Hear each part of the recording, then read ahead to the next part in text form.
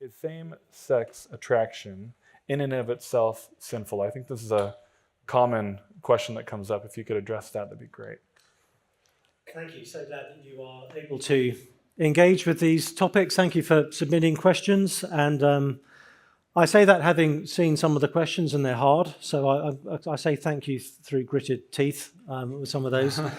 That first question is very, very significant, and it's sort of on topic for this evening, but certainly, as I was mentioning earlier, talking about same-sex attraction being part of my own journey, what I was meaning by that was, as a teenager, I became increasingly aware of romantic and sexual feelings towards other men, became a Christian then when I turned 18, and so then a significant part of my discipleship was, what does it mean to bring those experiences under the lordship of Jesus Christ?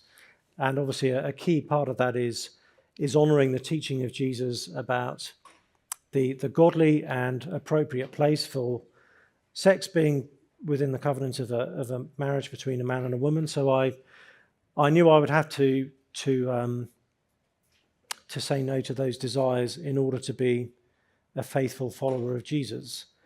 Is same-sex attraction a sin? Sounds like it only requires a monosyllable to answer it. And I hate answers that always begin with, well, Webster's defines. But we need to be very clear on what we mean by attraction. Some people use the word attraction to mean the capacity, what some people would call the orientation. Is it a sin to have the capacity to be attracted to people of the same sex? And I would say on that issue, I don't think it is a sin. All of us will experience certain forms of temptation. Virtually all of us will experience certain forms of sexual temptation. We don't tend to choose the particular form temptation takes.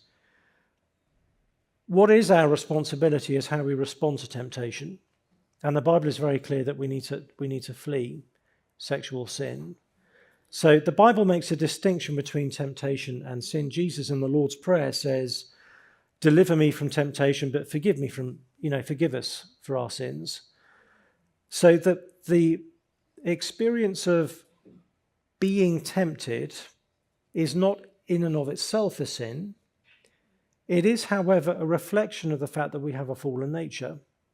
That we're even tempted in these ways is a sign that we're not the way we're meant to be. That we have the capacity to be tempted, in that sense, is a sign that we're fallen. The temptation itself is not a sin. If we indulge the feeling, even only within the privacy of our own minds, that is a sin. Jesus says in Matthew 5 that if someone looks with lustful intent, he's committed sexual sin in his heart. So it's not enough to say, well, I've got the feelings, but I'm not physically acting. Jesus says, actually, if we are mentally acting, that is a sin. So temptation isn't a sin, but indulging feelings and fantasies, looking with a certain intent, is a sin. So even before we've begun to physically do anything, we've already committed a sin. And by the way, that teaching of Jesus convicts every single one of us. Every single one of us is a sexual sinner.